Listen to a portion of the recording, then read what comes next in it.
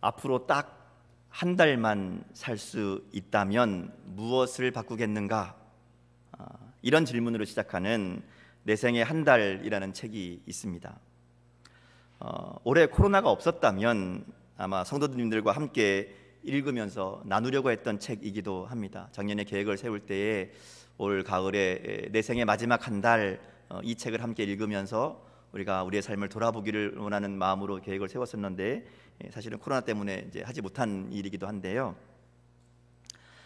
이 책에 보면 살아야 할 날이 살 수 있는 날이 얼마 남지 않았다라는 것을 알게 되면 삶의 자세가 달라진다는 이야기를 합니다. 그렇죠. 우리의 인생이 딱 한 달 남았다면 우리의 삶이 달라지지 않을까요? 많은 사람들이 죽음을 끝으로 생각하고 불안과 두려움으로 맞이합니다. 그런데 생명이 이 땅에서 끝나는 것이 아닌 것을 아는 우리들은 죽음이 끝이 아니라 새로운 출발이지요. 그러기에 오늘 삶을 다르게 바라보며 죽음이 절망이 아니라 소망이 되고요, 죽음이 다가오면 다가오는 것을 알수록 우리의 오늘의 삶이 달라질 수밖에 없다 하는 것이죠. 그래서 모세는 시편 90편에서 우리에게 우리 날 계수함을 가르치사 지혜로운 마음을 얻게 하소서라고 기도합니다. 하나님께서 우리에게 죽음을 주시고 또 죽음을 생각하게 하시는 것은 두려워하게 하심이 아닙니다. 생명이 얼마나 소중한 것임을 알게 하는 것이고, 그리고 언젠가는 마쳐야 될 이 땅에서의 삶을 통해 하나님이 주신 목적, 그 사명을 이루어야 함을 알려주시기 위함이라는 것이죠. 근데 많은 사람이 정말 죽음이 임박해서야 이것을 깨닫게 됩니다. 죽음이 멀지 않고 당장 눈앞에 보이게 되면, 그러면 그제서야 삶에서 가장 중요한 게 무엇인지, 내가 무엇을 위해 사는 것이 가치 있고 의미 있는 일인지를 생각하게 된다는 것이죠. 여러분에게 소개해드린 그 책 제목과 같이 여러분의 생애에 한 달만 남아 있다면, 그럼 여러분은 무엇을 하면서 남은 시간을 보내고 싶으십니까? 한 달이 좀 짧은가요? 그럼 1년 드릴까요? 1년? 1년 남았다면 그럼 1년 동안 내가 무엇을 하며 살 것인가? 여러분 무엇을 하고 싶으신가요? 한 가지 더 물어볼까요? 그러면 그 마음의 소원, 그 하고 싶은 거, 내가 한 1년밖에 없다면, 한 달밖에 없다면 이것을 하고 살리라 하는 그 마음, 그것과 지금 내가 하고 있는 일이 일치하십니까? 얼마 남지 않은 그 소중한 시간을 사용하기 원하는 그 일, 그 마음, 그 마음의 소원을 따라 지금 살고 있는가 하는 것이죠. 여러분 어떠신가요? 안타깝게도 많은 사람들이 이렇게 가장 중요한 일, 내 남은 시간이 있다면 꼭 하고 싶은 일이라고 생각하는 것과 지금 하고 있는 일이 일치하지 않는다는 데 우리의 문제가 있지요. 여러분 그러면 지금 굉장히 바쁘게, 굉장히 열심히, 굉장히 힘들게 살고 있지만 뭔가 잘못된 것이 아닌가 하는 것이죠. 내 남은 시간이 얼마 없다면 정말 중요한 일을 할 텐데 그 일이 아니라 지금은 다른 일을 하고 있다면, 그러면 뭐가 문제가 있는 거잖아요. 반대로 우리의 시간이 한 달밖에 남지 않았다 하더라도 내가 지금 하고 있는 일이 내가 정말 가치 있게, 중요하게, 소중하게 생각하는 그 마음을 따라 살고 있다면, 그러면 그게 가장 행복한 인생이 아닐까. 여러분 내일이라도 하나님 우리를 부르신다면 그 하나님 앞에 섰을 때 감사함으로, 하나님, 내가 하나님 맡기신, 내가 하나님 주신 이 일을 열심히 감당하다가 그 일을 열심히 이루려고 살다가 왔습니다 라고 고백할 수 있다면, 그리고 나를 맞이하시는 하나님께서 야, 네가 정말 착하고 충성된 종으로 내가 맡긴 일들 열심히 감당하고 왔구나 칭찬하신다면 그것이 가장 복되고 가치 있는 삶이 아닐까요? 오늘 우리가 읽은 역대하 6장 말씀은 바로 이렇게 우리가 가장 복되고 가치 있는 삶을 살 수 있는 비결을 이야기하고 있습니다. 우리가 11월 시작하면서 역대하 말씀 이제 매일 묵상하고 있습니다. 매일매일 이제 역대하 말씀을 통해서 하루하루 말씀 묵상하고 있는데요. 요즘 우리가 읽는 이 역대하 말씀은 솔로몬을 통해 성전 건축이 이루어진 것들을 쭉 이제 이어가고 있습니다. 그리고 이스라엘 역사상 가장 찬란한 영광을 누렸던 솔로몬의 시대가 어떻게 시작되고 어떻게 그들에게 그렇게 놀라운 하나님의 축복이 임했는지를 우리가 말씀을 통해 살펴보고 있습니다. 그리고 그 말씀을 통해서 이스라엘의 신앙의 중심이었던 이 성전의 완공을 통해 그들 가운데 놀라운 역사들이 일어난 것처럼 우리의 삶과 신앙도 새롭게 세워지는 은혜가 우리 가운데 있는 줄 믿습니다. 특별히 다니엘 기도회 요즘 우리가 함께 진행하면서 매일 뜨겁게 찬양하고 하나님께 감사의 고백을 올려드리고 또 새로운 강사들 매일매일 새로운 하나님의 일하심 역사하심을 우리가 말씀을 통해 들으면서 우리를 돌아보게 하고 새롭게 하시는 하나님의 은혜를 경험하고 있습니다. 또 하나님 앞에 회개하며 결단하며 부르짖는 은혜를 경험하고 있습니다. 또 추수감사주의를 준비하면서 매일매일 감사의 고백들을 올려드리고 날마다 감사의 고백들을 하나님께 적어서 또 기록해서 적고 있습니다. 또 매일매일 새벽마다 또 주일 예배를 통해서 이제 역대하 말씀 같이 읽으면서 묵상하면서 우리의 성전을 새롭게 세우시는 하나님의 역사하심을 보고 있습니다. 이 모든 것들이 딱딱 맞아 떨어지는 것이 코로나로 인해 지친 우리들을 위해 베푸시는 하나님의 특별한 은혜임을 고백합니다. 그러므로 이 은혜 시간들을 보내면서 우리의 삶에, 우리의 가정에, 그리고 우리의 교회에 하나님의 성전이 새롭게 세워지는 그런 은혜가 있기를 주님의 이름으로 축복합니다. 또 제가 혹시 이렇게 말씀드리면 성전 세워야 되나 보다, 또 목사님 이제 드디어 올 곳이 왔구나, 우리 목사님 성전 건축하려나 보다, 뭐 이런 불안한 마음 가지시는 분이 있다면 안심하시기 바랍니다. 건물을 짓자는 말이 아닙니다. 오늘 설교를 듣고 나면 아시겠지만 성전 그거 아무나 지을 수 있는 거 아닙니다. 짓고 싶다고 짓는 거 아니거든요. 성전 짓는 게 얼마나 큰 축복이고 귀한 일인지 모르지만 그것이 허락된 사람이 많지 않다는 것에 우리가 분명히 알고 있어야 됩니다. 짓고 싶다고 지을 수 있는 것도 아니고 돈이 있다고 짓는 것도 아닙니다. 하나님이 하셔야 이루어지는 일이라는 것이죠. 뭐 그렇다고 성전 건축은 나랑 관련 없는 일이다 이렇게 아예 생각하셔도 안 됩니다. 하나님이 원하시면 오늘이라도 시작할 수 있는 일이기 때문에 그렇습니다. 서론이 좀 길었는데 오늘 말씀을 좀 함께 보겠습니다. 오늘 말씀은 이제 성전을 다 완공하고 다 짓고 또 성전 내부에 모든 집기와 기물들을 다 채워놓고 또 하나님의 약속의 말씀이 들어있는 그 언약궤를 하나님의 성전 가운데 있는 지성소에 잘 이제 안치하고 모든 게 다 끝났습니다. 완성된 거예요. 그리고 백성들이 다 함께 모여서 함께 기뻐하며 찬양하며 절기를 지키고 예배하는 그 순간입니다. 하나님도 그들의 예배와 또 그들이 완공한 성전을 기쁘게 받으시면서 구름 가운데 성전을 가득 채우게 하심으로 하나님의 임재를 보여주시고 하나님의 영광을 드러내셨습니다. 이 감동적인 순간이거든요. 이 5장에 나오는 내용들이 그 내용들입니다. 그러니까 정말 모든 거 다 끝나고 예배하고 찬양할 때 구름이 싹 임재하고 야 하나님이 우리와 함께 하시는구나 모든 백성들이 알게 된 그 순간, 그 순간입니다. 그래서 6장 1절을 보면 뭐라 그래요? 그때에 이렇게 시작합니다. 그때에 바로 그 순간 성전이 완공되고 하나님의 임재를 상징하는 구름이 성전에 가득하게 되었을 때에 성전 건축의 모든 것을 이끌었던 이 솔로몬이 모인 백성들 앞에서 단 위에 서서 이야기하는 겁니다. 무슨 얘기할까요? 하나님이 하셨습니다. 하나님이 하셨습니다. 그 얘기하는 겁니다.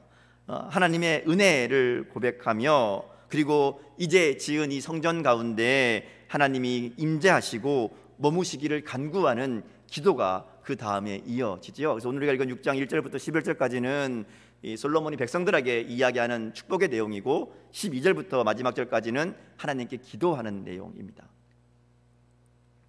자, 이제 솔로몬이 얼굴을 돌려서 백성들을 바라보면서 그들에게 성전 건축이 어떻게 시작되었는지 그리고 어떻게 완성할 수 있었는지를 고백합니다. 말하자면 백성들을 다 모아놓고 이제 이 과정을 이야기하는 거죠. 사실 우리가 이런 과정들을 통해서 하나님의 성전을 건축하게 되었다. 참 감사하다. 뭐 이렇게 인사하는 내용이라고 볼 수 있습니다. 여기 보면 이 솔로몬의 고백 가운데 우리가 발견할 수 있는 성전 건축의 원동력, 성전 건축을 어떻게 이룰 수 있었던가 이야기하는 내용이 나옵니다. 간단하게 얘기하면 두 가지입니다. 하나는 마음이고요, 하나는 말씀입니다. 자, 먼저 솔로몬은 성전을 짓게 된 이유를 이야기합니다.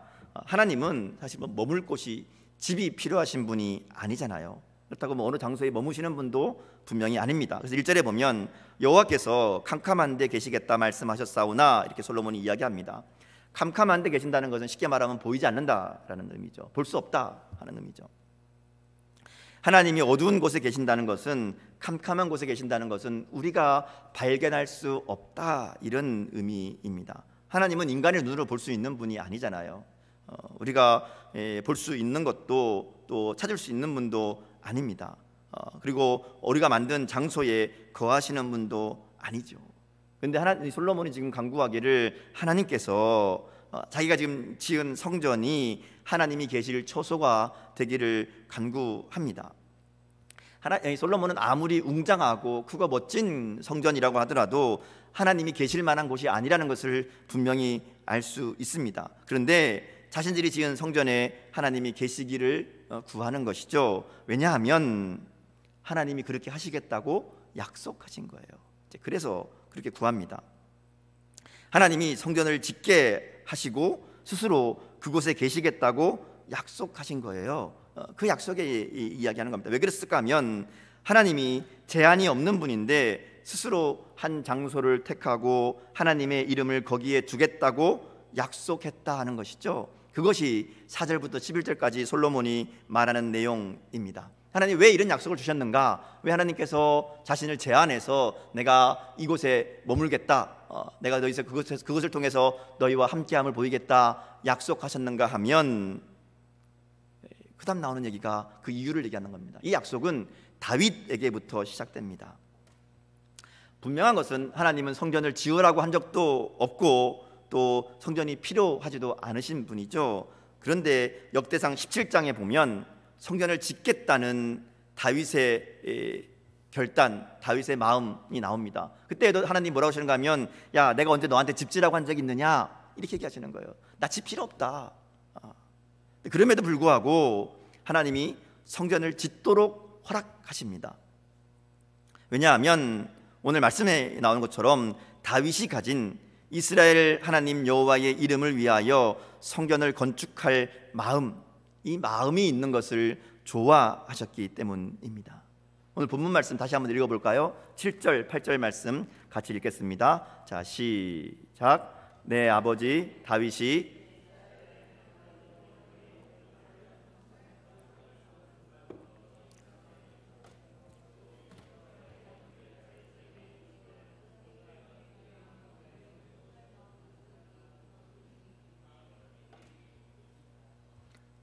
아멘. 이 다윗의 마음, 이 마음을 역대상 17장에 보면 자세히 볼 수 있습니다. 다윗이 이제 왕궁을 다 완공하고 자기 왕궁에서 편안하게 있습니다. 근데 자기는 좋은 집에 편안하게 있으면서 하나님의 언약궤가 천막 가운데 있는 것이 마음에 걸렸습니다. 물론 하나님이 언약궤를 그렇게 천막에 둔다고 해서 하나님이 천막에 계신 것은 아니지만 이 다윗의 마음에는 이게 불편했던 겁니다. 마음에 걸려요. 그래서 내가 사는 집보다 더 좋은 집에 하나님의 언약궤를 모시고 싶은 마음을 품습니다. 이게 오늘 솔로몬이 이야기하는 다윗의 마음입니다. 그리고 하나님이 이 마음을 좋아하십니다. 성전을 짓겠다고 해서 좋아하시는 게 아닙니다. 그렇다면 하나님은 다윗에게 성전을 짓도록 허락하셨겠지요. 집을 지어서 좋은 게 아니라 다윗의 마음을 좋아하셨다는 겁니다. 우리가 아는 것처럼 다윗이 집을 짓겠다, 성전을 짓겠다 그러니까 이 얘기를 나단 선지자에게 합니다. 나단 선지자도 야, 그거 좋은 것 같습니다. 왕 그거 합시다. 이렇게 이야기하죠. 근데 그날 밤에 하나님이 나단에게 찾아오셔서 말씀합니다. 야, 그거 아니다. 다윗에게 성전 짓지 말라고 해라. 이렇게 말씀합니다. 하나님이 좋아하는 것은 성전을 짓겠다는 것이 아니라, 짓겠다는 마음이 아니라 하나님을 생각하는 마음이었다는 것이죠. 대부분의 사람들은 마음이 자기에게 있습니다. 자기 집, 자기 가족, 자기 사업, 자기 미래, 온통 관심이 자신에게 있다는 것이죠. 하나님을 믿는 사람도 뭐 별반 다르지 않습니다. 여러분 뭐 저도 마찬가지고 가장 큰 관심이 뭐에 있는가 하면 내가 관심을 될 때가 훨씬 더 많다는 것이죠. 물론 하나님이 우리의 관심에 분명히 있습니다. 그런데 하나님도 나를 위한 하나님일 경우가 많다는 것이죠. 하나님 주시는 복, 하나님 주시는 평안, 하나님 주시는 은혜에만 관심이 있습니다. 그런데 다윗은 하나님께 관심이 있는 거예요. 그래서 그 마음을 좋아하시는 겁니다. 다소 엉뚱해 보이지만 하나님의 집이 없다는 사실이 마음이 아픈 거예요. 그래서 하나님을 위해서 내가 집을 지어야 되겠다, 그 마음, 그리고 하나님은 그 마음에 감동하신 것이고 그 마음에 너무 행복하신 거예요. 그래서 하나님 이렇게 말씀하시잖아요. 이 마음이 너한테 있는 게 좋다. 야, 네가 그 마음 있는 게 나는 참 좋다. 그렇게 말씀하시는 거예요. 저는 이 말씀을 준비하면서 다윗이 그렇게 많은 실수와 또 실패와 죄에도 불구하고 믿음의 사람으로, 하나님 마음에 합한 사람으로 불리는 이유가 바로 여기에 있다는 것을 다시 한번 깨닫게 되었습니다. 하나님을 즐겁게 하는, 하나님을 행복하게 하는, 하나님을 감동시키는 마음이 다윗에게는 있었던 거예요. 여러분 그렇잖아요. 우리의 자녀들이 때로는 실수하고 때로는 잘못하고 때로는 뭐 말을 안 듣고 그럴 때도 있지만 자녀들에게 감동하는 게 언제예요? 나를 사랑하는 그 마음 때문에. 부모님을 바라보는, 부모님을 사랑하는 그 마음, 그 마음을 볼 때 감동하지요. 하나님이 그러신 거예요. 다윗의 실수에도 불구하고 하나님을 좋아하는 마음, 하나님을 감동하시게 하는 마음, 그것을 다윗은 가지고 있었던 거죠. 다른 게 아닙니다. 하나님 생각하는 거예요. 하나님 생각하는 것, 하나님께 관심을 가지는 것, 하나님이 어떠신가 살피는 거예요. 하나님이 살 집이 필요하지 않음을 알고 있음에도 다소 엉뚱해 보이는 이 다윗의 마음에 하나님이 감동하는 거죠. 그래서 하나님이 다윗에게 이 집 짓는 것, 성전 짓는 것은 막으시지만 엄청난 축복을 약속해 주십니다. 역대상 17장에 보면 하나님이 나단에게 오셔서 다윗에게 성전 짓지 못하게 하도록 막으라는 얘기를 하면서 그 다음 얘기가 뭔가 하면 더 놀라운 축복들을 주시는 거죠. 다윗의 왕조가 영원할 것이라고, 다윗의 아들 중에 하나를 세우고 그 나라를 견고하게 할 것이라고, 다윗을 하나님의 집과 나라에 세워서 그 왕위가 영원하게 할 것이라고, 그리고 다윗의 뒤를 이을 그 아들을 통해서 성전도 짓게 하겠다고 약속해 주십니다. 그리고 이제 이 약속을 받고 다윗이 또 너무 감사해서 역대상 17장 16절부터 보면 하나님께 감격하며 감사의 찬양을 드리는 것들을 우리가 보게 됩니다. 하나님은 다윗의 마음에 감동하고 다윗은 하나님의 놀라운 은혜에 또 약속에 감격합니다. 내가 무엇이기에 나에게 이런 은혜를 베푸시냐고 하나님을 찬양합니다. 여러분, 이게 하나님과 하나님의 사랑받는 자녀의 모습 아닐까요? 하나님을 감동케 하는 마음, 그리고 그 하나님의 은혜에 감격하는 사람. 하나님은 하나님을 감동케 하는 마음을 가진 사람을 그냥 두지 않으십니다. 복에 복을 더하셔서 하나님의 은혜로 우리를 감격하게 만드시는 분이 하나님이시라는 것이죠. 자, 근데 여기에 놀라운 반전이 있습니다. 하나님의 성전을 짓겠다, 내가 하나님을 위해 집을 짓고 싶다, 이 다윗의 이 마음에 하나님이 큰 감동을 받으시고 야, 내가 참 좋다 그러셨는데 못하게 하신다는 거죠. 막으십니다. 허락하지 않으시는 거예요. 그렇게 좋다고 하시면서 왜 못하게 하셨을까? 물론 우리가 아는 대로 다윗이 역대상 28장에서 고백하는 대로 전쟁을 많이 한 사람, 피를 많이 흘렸기 때문에 성전 건축을 막으셨다, 이렇게 우리가 이야기합니다. 근데 하나님은 제가 보기엔 또 다른 의미도 있던 것 같아요. 왜냐하면 이 성전을 짓는 것은 우리 힘으로 하는 게 아니라는 것을 말씀하시는 거죠. 성전은 돈이 있다고 짓는 게 아닙니다. 힘이 있다고 지을 수 있는 게 아니죠. 하나님이 허락하셔야 지을 수 있는 것임을 분명하게 말씀하는 겁니다. 다윗은 모든 것을 다 준비했습니다. 하나님의 마음을 감동시키기까지 했어요. 하나님 마음에 맞는 사람입니다. 성경의 모든 믿음의 사람들 중에서 정말 하나님의 집을 지을 만한 사람 누군가 찾아보면 1번이 다윗일 겁니다. 그런데 하나님이 분명하게 막으시고 그의 아들 솔로몬을 통해 성전을 짓게 하신 데에는 하나님의 분명한 의도가 있다는 것이죠. 그래서 두 번째 솔로몬이 백성에게 선포한 성전 건축의 원동력은 하나님의 말씀입니다. 하나님의 성전은 돈이나 힘이나 능력으로 짓는 것이 아니라 하나님의 말씀으로 지어지는 것이다 이야기하는 것이죠. 하나님을 향한 다윗의 마음에서 출발한 이 성전 건축의 꿈이 이제는 솔로몬에게 하나님의 말씀으로 하나님의 약속으로 주어집니다. 여러분 보세요. 다윗이 하나님께 내가 하나님의 집을 짓고 싶습니다 얘기했더니 하나님이 막으셨어요. 그리고 나서 그 다음에 뭘 하시는가 하면 약속을 주십니다. 너는 못 짓지만 내가 너의 아들을 통해 짓게 하겠다. 약속의 말씀을 주시죠. 그 말씀을 붙잡고 이제 솔로몬이 그 다음 왕이 되어서 이 일을 이루어가는 겁니다. 하나님이 다윗의 마음을 보시고 축복해 주신 내용 중에 보면 다윗의 아들 중에 하나를 세우고 나라를 견고하게 하고 그는 나를 위하여 집을 건축할 것이라고 역대상 17장 11절 12절에서 이야기하거든요. 그리고 하나님은 이 말씀, 이 하나님의 약속을 통해 성전 건축을 이루셨다고 솔로몬이 고백하는 겁니다. 솔로몬은 자기가 지금 아버지가 준비해 놓은 것들, 또 자기가 지휘해서 인도해서 성전을 지었지만 이 성전은 내가 지은 게 아니라 아버지가 지은 게 아니라 하나님의 약속의 말씀이 이루어진 것이다 이렇게 고백합니다. 4절 말씀 보세요. 여호와께서 그의 입으로 내 아버지 다윗에게 말씀하신 것을 이제 그의 손으로 이루셨도다 이렇게 고백합니다.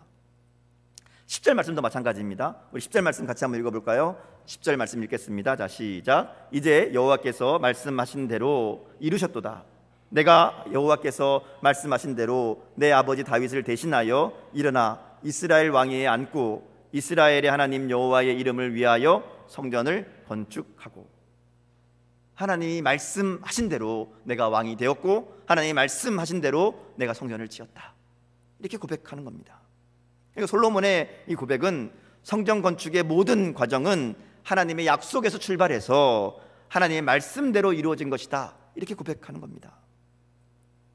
자신의 수고와 노력으로 성전을 건축했다고 말하지 않습니다. 다윗의 소원, 네 아버지의 소원을 이룬 것이라고 말하지 않습니다. 하나님이 약속하신 것이고 하나님의 약속이 이루어진 것이라고, 하나님이 이루신 것이라고 고백하고 있는 것이죠. 결국 하나님은 하나님을 사랑하는 이 다윗의 마음을 통해서 소원을 주시고 그 소원을 이루기 위한 약속을 주시고 그 약속을 붙잡고 헌신하는 솔로몬을 통해서 하나님의 위대한 일을 이루어 가시는 것을 보여주는 것이죠. 솔로몬은 이것을 보면서 하나님의 이루심을 고백하고 있는 겁니다. 오늘 우리의 삶도 마찬가지 아닐까요? 하나님을 향한 우리의 마음, 그리고 그 마음을 보시고 주시는 하나님의 약속의 말씀이 이루어지는 자리가 바로 축복의 자리요 역사가 일어나는 자리인 줄 믿습니다. 여러분, 이 삶은 어렵지 않습니다. 하나님을 생각하는 마음에서 출발하는 것이죠. 하나님을 생각하는 마음. 그래서 로마서 12장 2절 말씀을 보면 이렇게 이 마음을 표현합니다. 너희는 이 세대를 본받지 말고 오직 마음을 새롭게 함으로 변화를 받아 하나님의 선하시고 기뻐하시고 온전하신 뜻이 무엇인지 분별하도록 하라. 이 말씀이 다윗과 같이 하나님의 마음을 감동시키는 그 마음이 무엇인지를 알려줍니다. 오직 마음을 새롭게 하여 하나님이 기뻐하시는 뜻을 찾아서 행하는 것, 이것이 하나님을 감동시키는 마음입니다. 제가 설교를 시작하면서 남은 시간이 얼마 없다면 우리가 해야 될 일이 무엇일까를 여러분에게 여쭈었습니다. 여러분의 인생이 시간이 끝나고 하나님 앞에 섰을 때에 정말 착하고 충성된 종이라고 인정받고 칭찬받는 삶이 바로 이런 삶 아닐까요? 날마다 하나님을 기쁘시게 하는 마음을 품고 사는 것, 그것이면 됩니다. 그러면 하나님께서 그 마음을 보시고, 야, 너한테 이 마음 있는 거 내가 참 좋다, 그렇게 말씀하지 않을까요? 무엇을 이루고 못 이루고는 두 번째 문제입니다. 다윗이 성전 지은 게 아니잖아요. 마음이 있었다고 그 마음이 이루어진 게 아닙니다. 그럼에도 하나님은 그 마음을 좋아하시죠. 오히려 막으셨습니다. 그리고 약속을 주시고 솔로몬을 통해 이 일을 이루어 가십니다. 그래서 우리도 마찬가지예요. 하나님을 향해 먼저 마음을 품으면 되는 거예요. 하나님을 향한 마음, 하나님을 기쁘시게 하라는 마음, 그러면 그 일의 실행은 하나님이 하십니다. 나를 통해 하실 수도 있고, 또 다윗과 같이 나의 자녀를 통해 하실 수도 있고, 또 함께 신앙생활하는 우리 교회 형제 자매들을 통해 그 일을 이루실 수도 있습니다. 그건 하나님이 하시는 일이에요. 하나님이 하십니다. 그러기에 우리는 먼저 하나님을 기쁘시게 하려는 이 마음을 품는 것, 그리고 우리에게 허락된 대로 최선을 다해 그 마음을 따라 살아가면 된다는 것이죠. 여러분, 오늘 나의 삶에서 하나님을 기쁘시게 할 마음이 무엇일까요? 오늘 내가 품어야 될 하나님의 마음, 그게 뭘까? 한 영혼을 향한 사랑의 마음일 수 있습니다. 하나님이 가장 기뻐하시는 마음이니까요. 또 힘들고 어려워도 포기하지 말고 그 마음 품고 기도하며 전도하는 것이 하나님을 감동하게 하는 마음일 겁니다. 헌신하고 봉사하는 일일 수도 있습니다. 하나님을 기쁘시게 하기를 소망하며 기쁨으로 일할 때 그 마음 하나님이 좋아하실 겁니다. 선교하는 일일 수도 있고요, 또 어려운 성도들을 돕는 일일 수도 있습니다. 이 땅에 정말 힘든 삶을 살아가고 있는 사람들 구제하는 일일 수도 있습니다. 요즘 우리가 다니엘 기도회 통해서 매일매일 사랑의 헌금을 요청받고 있습니다. 정말 힘들고 어려움 가운데 도움이 필요한 사람들이 너무 많죠. 보시면서 안내되는 방법으로 헌금하는 일도 하나님을 기쁘시게 하는, 하나님이 좋아하시는 마음이라고 생각합니다. 어떤 마음이든 좋습니다. 다윗과 같이 하나님을 먼저 생각하고 하나님이 무엇을 기뻐하실까 마음속에 품기를 소원하며 그 일을 이루기 위해 기도하며 행동하면 하나님의 약속대로 하나님의 방법으로 이루실 줄 믿습니다. 때로 우리에게 드는 마음이 좀 허황돼 보여도, 좀 현실성이 없어 보이는 마음이라 할지라도 하나님을 기쁘시게 하는 마음이라면 하나님이 어떻게 해서든지 그 일을 이루실 겁니다. 그러기에 우리의 남은 삶, 이 마음으로 좀 살아갔으면 좋겠습니다. 하나님을 기쁘시게 하려는 마음, 어떻게 하면 하나님이 내 마음을 보시고 좋아하실까? 우리의 인생을 가늠할 수 없기에, 우리가 얼마나 더 우리 인생이 주어졌는지 알 수 없기에, 그러기에 오늘 최선을 다해 이 마음으로 살아간다면, 그러면 하나님께서 솔로몬을 통해 다윗의 마음을 이루어 주셨듯이 오늘 우리의 마음을 하나님의 은혜로 이루어 주실 줄 믿습니다. 그러기에 하나님을 기쁘시게 하려는 간절한 마음과 하나님이 기뻐하시는 일이시라면 하나님이 이루실 것이라는 이 소망을 가지고 살아갈 수 있기를 주님의 이름으로 축복합니다. 이 마음이 내게 있는 것이 좋다, 하나님의 이 음성을 들으며 살아가는 저와 여러분 될 수 있기를 주님의 이름으로 축복합니다. 함께 기도하겠습니다.